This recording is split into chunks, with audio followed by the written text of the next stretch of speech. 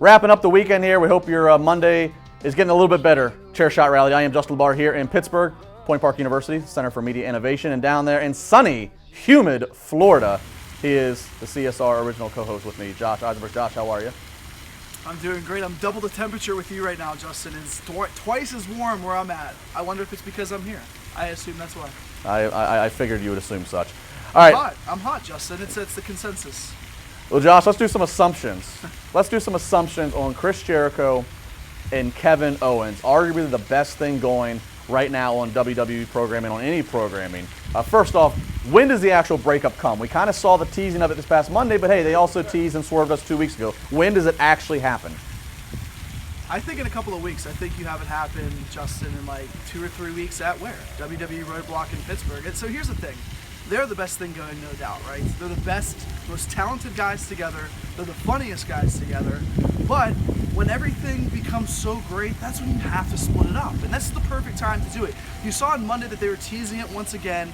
You have to build this feud, build these friends become enemies, enemies become friends at the Royal Rumble. You're going to have all these big matches, and Chris Jericho has been known to be on big cards, stealing the show in big pay-per-views. Look at his match against Triple H at WrestleMania 18. He had The Rock and Hogan. So it doesn't matter if you're going to have Goldberg and Brock Lesnar in the Royal Rumble. It doesn't matter if there's a potential Triple H coming back.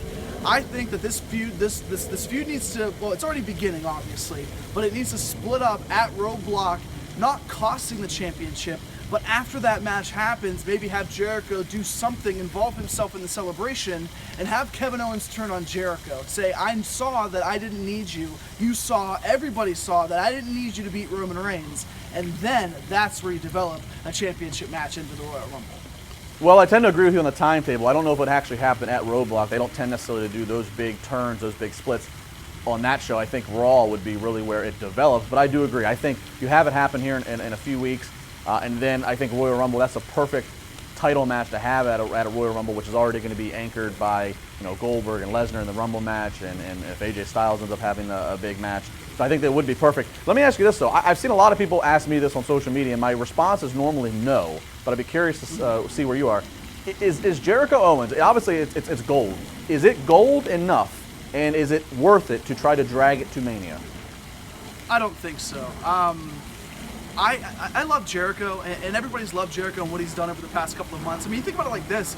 Jericho beat AJ Styles at WrestleMania, and then he kind of floundered in what he's used to being in WWE, right? He's floundering in like the mid-card, a guy that, has had some good matches on Raw. He's fighting guys like Sami Zayn and Neville here and there and everything, but at the end of the day, he was never a guy that is a main event championship guy at WrestleMania. He's had multiple championship matches, but I don't know if you drag that out into April. That's a long time to drag out this friendship.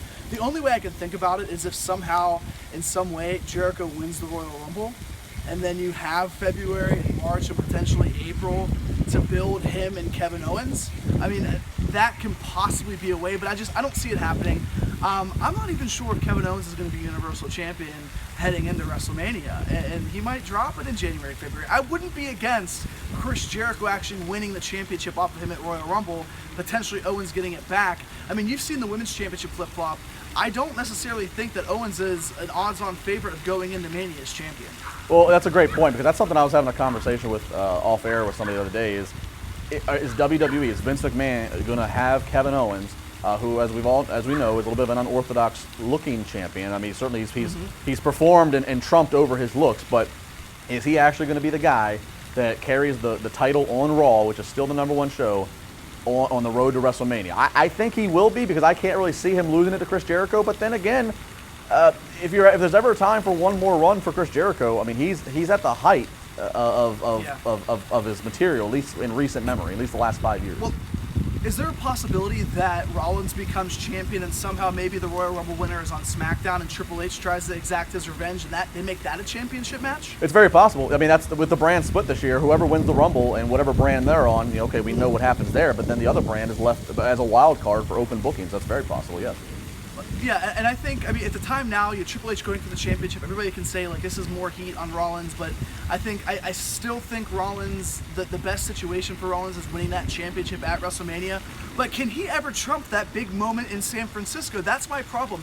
He could win the championship, or he could be championship at WrestleMania, but he's already had that huge moment that's etched in history. Yeah, I don't know if the title is right now necessarily in front of Rollins. I think Rollins still has the big unfinished business, which is Triple H, and that's the match that they wanted to have last year, but they couldn't because Rollins was hurt. Obviously, Triple H cost Rollins months ago and has been a pest to Rollins, he and Stephanie. So that to me is the match we got to have, and I don't think you even need that for a title. So again, by process of elimination, it comes back to Owens and Jericho, and I hadn't even really thought about Jericho winning the Rumble until you just said that, but that's another way to go if they needed to. It's going to be interesting to see what happens here because, as you know, they kind of hit the fast forward in the next 3-4 weeks, but they have that Roadblock pay-per-view, which is good. I like that, and I like the fact that they're going to have a multitude of feuds hopefully end. But I do think that December to January, you're going to see more feuds develop into the Royal Rumble than you necessarily would usually see.